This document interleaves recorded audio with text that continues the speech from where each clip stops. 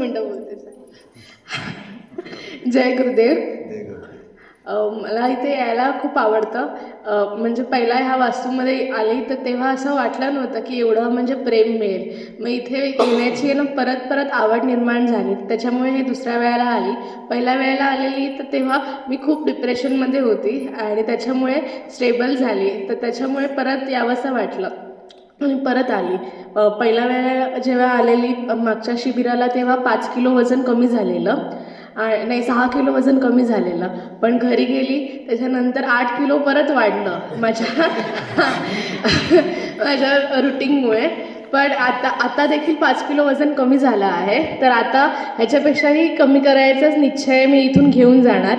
आणि इथे आल्यावर खूप मानसिक स्थिती माझी स्टेबल होते. इथे आल्यावर कसलेच विचार येत नाही आणि इथे तुमच्यासारख्या अशा खूप लोकांचं मला प्रेम मिळतं.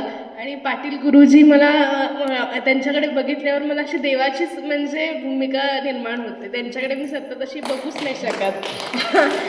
इथे जेव्हा पहिल्यांदा आली तेव्हाच मला असं वेगळं त्यांच्याकडे तेज आहे चेहऱ्यावर. तर ते तेज बघूनच म्हणजे असं मन प्रसन्न होतं.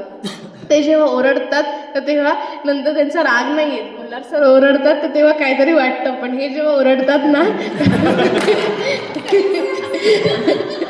पण तेव्हा ना असं काही वाटत नाही. असं वाटतं की आपलेच आहेत ते. आणि एवढं म्हणजे त्यांच्याबद्दल असं मला खूप वाटतं. असं काय सांगू, असं एक्सप्रेस नाही करू शकत. ते ओरडतात मला पण त्यांच्याबद्दल मला काय वाटत नाही. ओरडल्यावर असं ओरडा खावासा वाटतो. त्यांच्याशी बोलताना ते बोलतात ना जेव्हा माझ्याशी तर तेव्हा ते नेहमी स्माईलच करत असतात. तर त्याच्यामुळे मला खूप आवडतं. आणि गोल्हार सर जेव्हा ओरडतात तेव्हा ते प्रेमाने ओरडतात ह्याची जाणीव होते. तर त्याच्यामुळे त्यांचं पण मी मनावर नाही घेत. पण ते ओरडतात तेव्हा लक्ष देते. हे ओरडतात तेव्हा एवढं काही वाटत नाही. आणि गुल्हार सर मला खूप असे मला वडिलांसारखेच वाटतात. त्यांनी पण मला मानस मुलगी म्हणूनच बोलतात. तर त्याच्यामुळे मला इथे यायला खूप आवडतं. ही वास्तू खरंच पॉझिटिव्ह आहे. इथून म्हणजे खूप पॉझिटिव्हिटी आपण घेऊन जाऊया सर्वजण हेच आहे.